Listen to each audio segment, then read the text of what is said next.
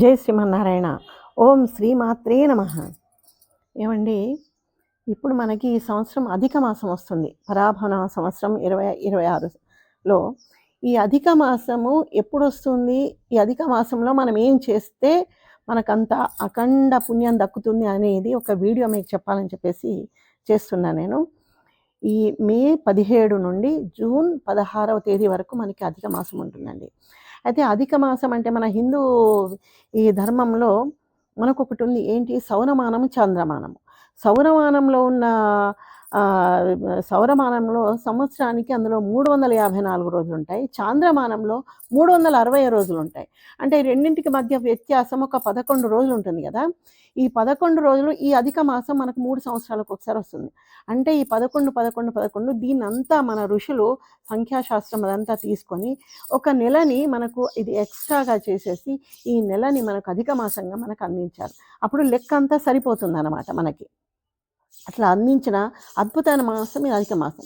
మా అధిక మాసంలో మనం ఏం చేస్తే బాగుంటుంది అని అంటే, అధిక మాసంలో విశేషంగా దాన ధర్మాలు చేయాలి. తర్వాత ప్రతిరోజు ఇంట్లో చాలామంది ఇంట్లో దీపారాధన చేయరు, అది బాధాకరంగా ఉంటుంది. తప్పకుండా ఇంకా వీలైన వాళ్ళు అఖండ దీపారాధన చేయాలి. ఆ తర్వాత రామాయణ, భారత, భాగవత, భగవద్గీత గ్రంథాలు పారాయణ చేయాలి. లలితా సహస్రనామ పారాయణం, విష్ణు సహస్రనామ పారాయణం వీలైనంతగా ఈ నెల అంటే దైవ కార్యాలు, దైవ పూజలు, దైవ దర్శనాలు, తీర్థయాత్ర సందర్శనాలు ఇవన్నీ ఎంత వీలైన వాళ్ళు వీలు కాని వాళ్ళు చక్కగా ఇంట్లో కూర్చొని పారాయణము చక్కగా పూజ చేసుకుంటే సరిపోతుంది. ఆ తర్వాత ముఖ్యంగా ఏమిటి అంటే, ఎవరైనా పెద్దవాళ్ళని తీర్థయాత్ర సందర్శనం చేయించాలి. తల్లిదండ్రుల సేవ చేసుకోవాలి.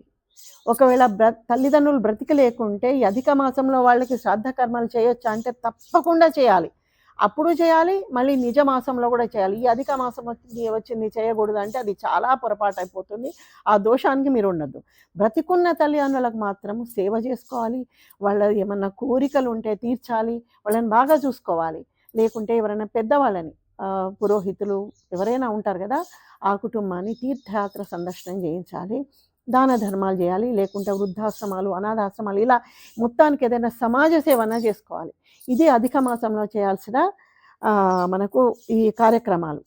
అందుకని సనాతన ధర్మం ఎంత గొప్పది అంటే, మన ఋషులు మనకు అందించిన ఈ కానుక ఇది. ఇందులో ఉన్న ప్రతి ఒక్కటి ఏ మాసంలో ఏం చేయాలి, ఎప్పుడేం చేయాలి, నిత్య దీపారాధన ఎందుకు చేయాలి, ఎలా చేయాలి, మనం పూజలు ఏం చేసుకోవాలి, పూజ గదిలో భగవంతుని మనం ఎట్లా ప్రార్థించుకోవాలి, ప్రతి ఒక్కటి వాళ్ళు మనకు అందించారు. అందించినప్పుడు అవి మనం పాటిస్తేనే కదా మన హిందూ సనాతన ధర్మాన్ని మనం బ్రతికించుకున్న వాళ్ళ మొత్తం.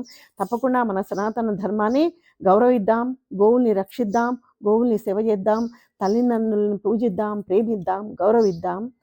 తప్పకుండా ఇంకొక మంచి వీడియోతో నేను ఎప్పుడు మీ ముందుకు వస్తూనే ఉంటాను. ఈ అధిక మాసంలో ఈ చేసే ఏవైతే పూజా కార్యక్రమాలు ఉన్నాయో, సేవలు తప్పకుండా మీరు అందరూ చేసి తరించాలని మరీ కోరుకుంటూ మీ శ్రీదేవి.